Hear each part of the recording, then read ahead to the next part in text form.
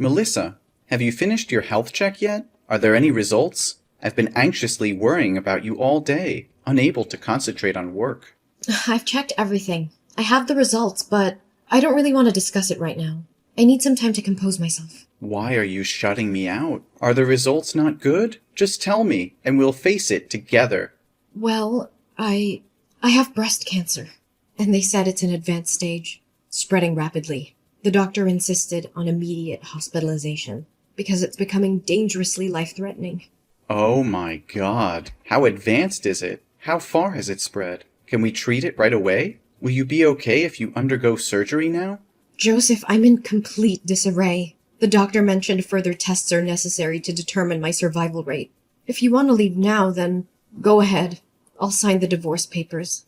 If you keep hesitating, I fear I won't find the strength to leave you later. What are you saying? Why would I abandon you? Don't tell me it's too late to save you.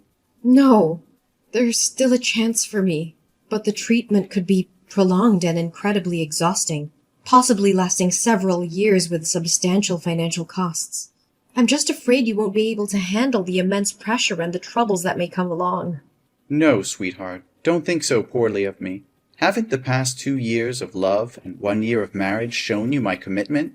I accept it all, and I'll stand by your side no matter what happens. So let's face this together, openly. Joseph, thank you. Well, here it is. It appears the cancer is even more advanced than I thought. Preserving breast tissue might be challenging. The doctor mentioned a mastectomy, chemotherapy, and radiotherapy as necessary for my survival, which means I won't be the same as before. Honey, I'm not an expert, so I'll scour the internet for more information. Maybe the way I phrase it isn't accurate, but does that mean they'll remove your breast tissue? Yes, exactly as you said. Well, if I'm fortunate, they won't have to remove all of it, just a portion. I can't even begin to imagine it.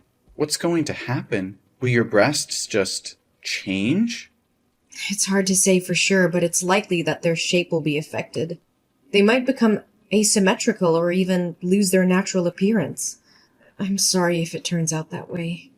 No, I should be the one apologizing. It's my negligence that has led to this critical situation. I should have taken you to the doctor when you first mentioned breast discomfort 2 months ago, but I've been too consumed by work to be there for you. It's all my fault, Melissa. I'm deeply sorry for failing you. No, please don't blame yourself. This isn't your fault. Are you concerned about how this change will affect your attraction to me? I understand if you find it difficult to accept. Don't say that. I didn't marry you for your physical appearance, Melissa. I don't care how your breasts look. My love for you is far deeper than that. But there's something else, Joseph. The doctor advised against getting pregnant during the treatment because it could harm the baby due to the medications involved. This means our dreams of having a child might have to be postponed indefinitely. Can you handle that? If you feel it's too much to bear, I'm willing to leave so you can find a partner who can give you everything. If I wanted someone perfect, I wouldn't have chosen you. You're the most important person in my life, and I don't care if we can have biological children or not. All that matters to me is that we face this together as a team. If we can't have our own children, we can explore other options like adoption. Our love can still create a beautiful family. Joseph, your unwavering love gives me strength. Thank you for being by my side. Now I can face the upcoming surgery with newfound courage. And knowing you're not alone makes me feel stronger too. I thank God every day for bringing you into my life. I'm grateful to have you as my husband, Joseph. I love you more than words can express, my dear. Now, take some rest and get ready for our date tonight. I'll take you to our favorite restaurant, where we can cherish each moment together. Yes, Joseph. I look forward to it.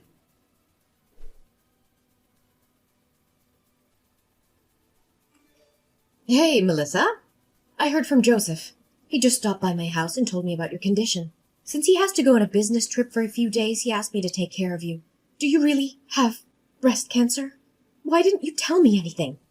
Oh, hi, Mom. Lately I've been feeling tired and busy with all the medical appointments and preparations for my surgery, so I haven't had a chance to inform anyone. Besides, it's not something I want to share as good news. You don't sound like yourself. I can sense your nervousness, sadness, and sensitivity. Does this mean your condition is severe? Well, if we want to be optimistic, I can say it's not too bad, but it's also not great. Surgery always carries risks, and the thought of scalpels in my breasts naturally makes me nervous. They're an important part of my identity as a woman. Really? Sometimes I forget that you're a woman too. You don't behave like a lady. Or a good daughter-in-law. Especially when you make my son do household chores that should be your responsibility. Mom, what are you talking about? Which chores are specifically assigned to me? In our household, we share the housework equally. Oh, really? But every time I visit your house, I always see my son doing all the household chores. Whenever I come over, it's Joseph who's cooking while you're sitting and relaxing. Or he's folding clothes while you're fast asleep on the bed. You don't fulfill your duties as a wife or a woman in this family. I think if you have surgery to remove your breast, you might as well become a real man. Mom, did you forget that you said you didn't want to eat my cooking anymore? That day I came home from work and rushed to the kitchen to cook dinner. But after you tasted one spoonful, you said the soup was too bland and looked like vomit. To please you, I added salt. But then you said it was as salty as seawater and I ruined the soup. Since then I have stopped cooking for you. As I said before, both Joseph and I work and we agreed to divide the household chores. Usually I handle laundry, and Joseph takes care of ironing and folding. Sometimes appearances can be deceiving. Those tasks are typically meant for women, but I can't force my husband to do them. My son is exhausted from work. And you still make him do more? Mom, it's because you constantly scrutinize and criticize everything that he and I had to move out and live separately. I'm exhausted and I don't want to continue arguing with you. If you don't have anything else to say, I'll talk to you later. Oh, don't be mad at me. It was just a joke. You shouldn't take it so seriously. But I am genuinely worried about you. Are you referring to the surgery? The doctor has assessed my condition, and the success rate is quite high, so there won't be any major risks to my health. I'll be fine. However, after the surgery, I'll still need to take antibiotics and have regular injections, just to minimize the risk of cancer reoccurring. No, it's not about the surgery. I'm worried about your marriage with my son. You don't have to worry about us, Natalie.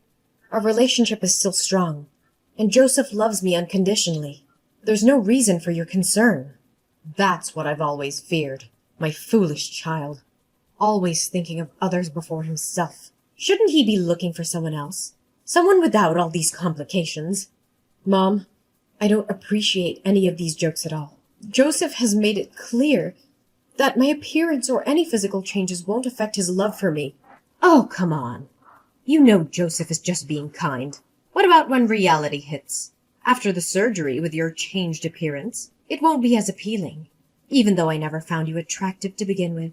And Joseph, attending corporate parties, needing a beautiful companion, will he still be satisfied with you then?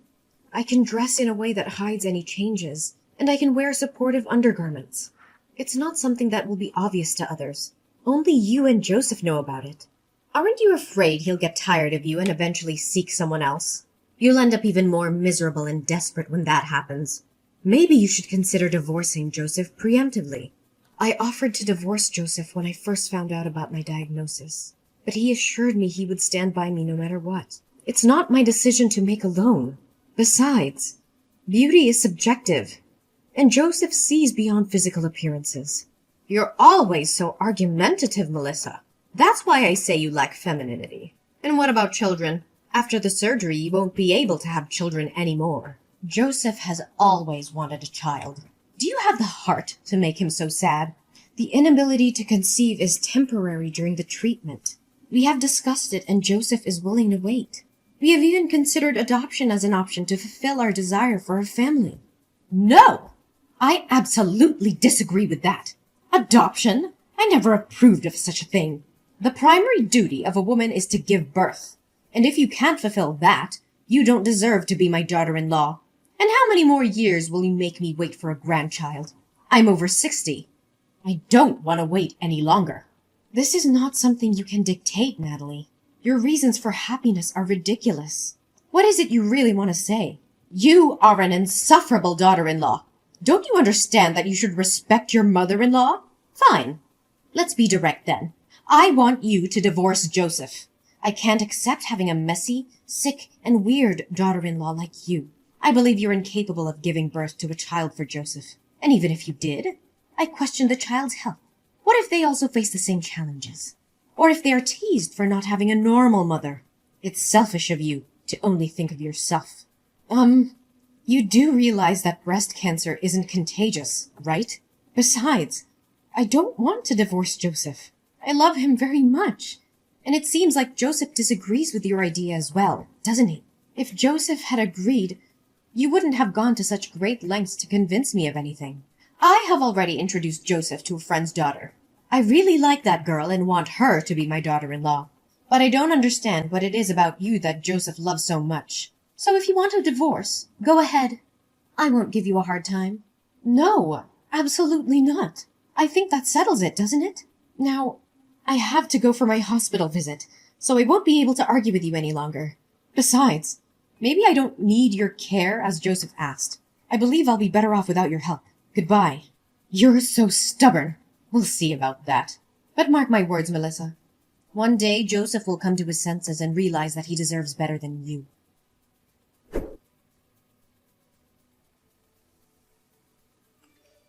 Melissa, I've thought long and hard about this, and I can't continue pretending that everything is fine. The very idea of you going through breast surgery disgusts me to the core. I've tried to sympathize with your situation, but I've found comfort in the arms of another woman. She possesses a beauty and allure that surpasses anything you could ever offer. She is fertile and capable of fulfilling my desire for children.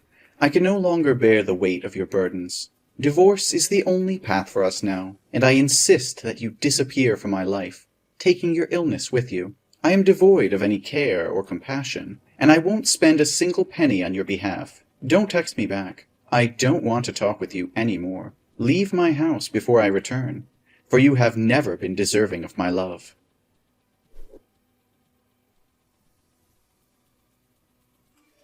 Melissa, I've returned from my business trip, and I'm about to step into a taxi to head home. Shall we go out to eat together tonight before your hospital visit tomorrow? I miss you so much. How dare you speak to me as if nothing happened? You think a simple date can erase the hurtful and cruel words you uttered? Do you have any idea how utterly devastated and crushed I felt after reading those messages? Don't worry. I've already packed my things and won't take any of your possessions with me. I'm so sorry, Melissa. You must have been very angry with me because I didn't text you these days, right? But you said I said hurtful or heartless words? I'm a bit confused. What? Don't pretend to know anything.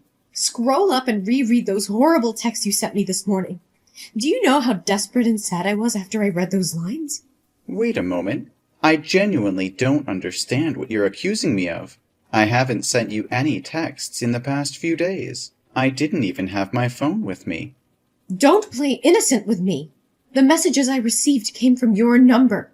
Are you suggesting someone else used your phone to send those heartless messages? I'm telling you the truth, Melissa. I haven't touched my phone until just now. I had to visit my mother's house briefly before heading to the airport, and I accidentally left my phone there. That's why I couldn't contact you. I only just retrieved it a short while ago. So you expect me to believe that you didn't send those vile messages? Yes, Melissa. I swear on everything that I hold dear. You are my world, and I would never stoop so low as to hurt you in any way, even intentionally. How can I be certain that you're telling the truth? Can I truly trust you after this betrayal? I understand your skepticism, but I assure you I'm being honest. In fact, I had a crucial meeting with a client this morning. If you need proof, you can verify it with my colleague. I even rushed through my work to be home with you earlier. I haven't had a moment's rest since. All right, Joseph. I believe you. I'm sorry for jumping to conclusions earlier. No, I understand why you thought that way. It's understandable since it came from my phone number. But who would do such a thing to make you misunderstand me? Is it possible that someone hacked into my phone just to play this cruel joke on you, knowing about your battle with breast cancer? Hold on a moment. I think I may have an idea who could be behind this. When I initially read the messages, I was overwhelmed with sadness and disappointment, and I didn't take the time to analyze the situation carefully. However, upon rereading them, I noticed some suspicious clues. What? Do you have a suspect in mind? Please tell me. It's all speculative at this point, and nothing is certain. But maybe the truth won't be easy for you. I don't get it. What do you mean? We'll discuss this in more detail once you're home.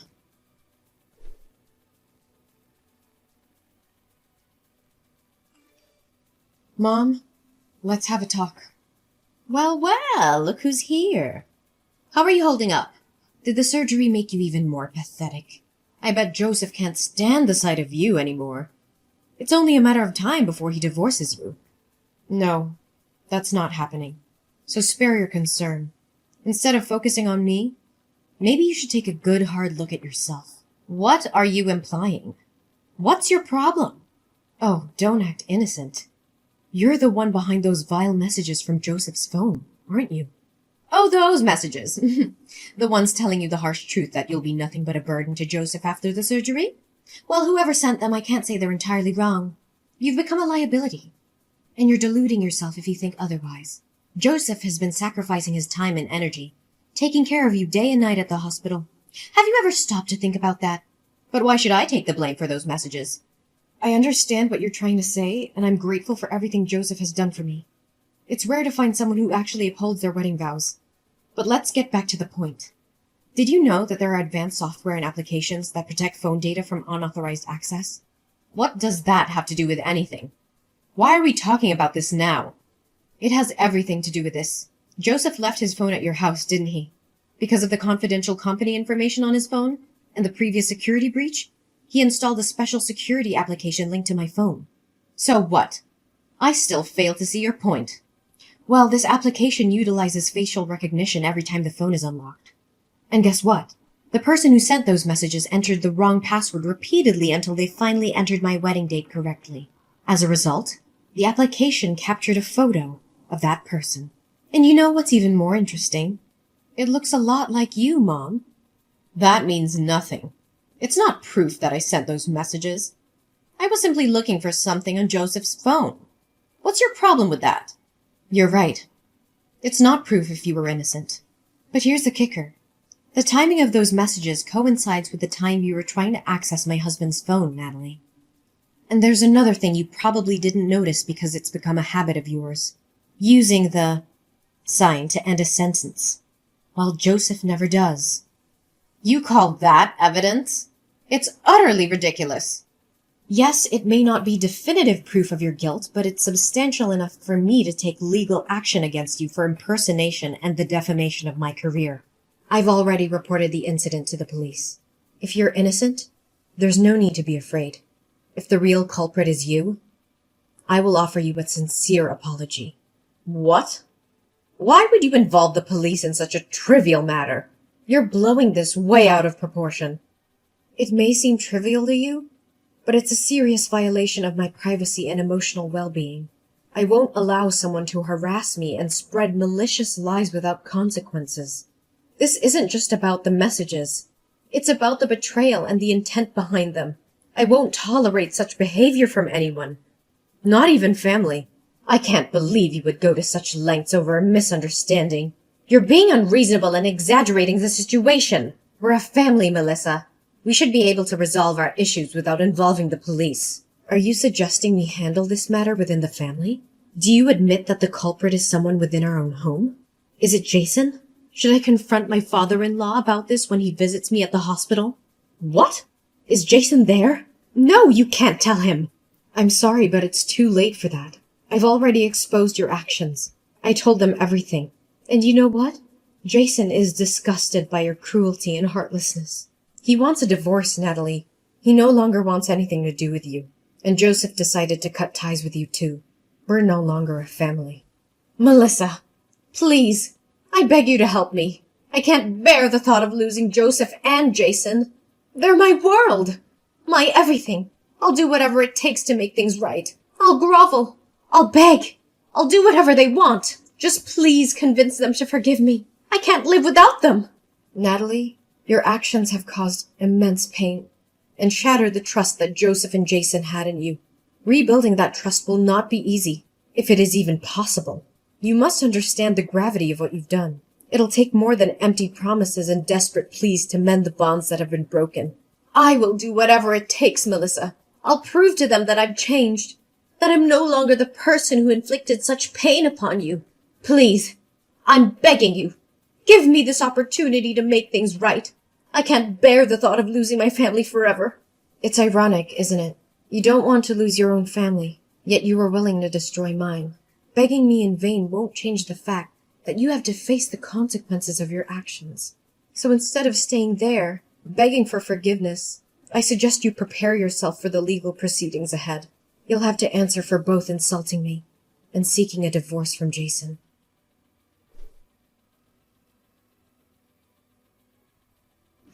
My determination to seek justice prevailed as the legal proceedings unfolded. The court recognized the gravity of Natalie's actions and the immense damage she had caused.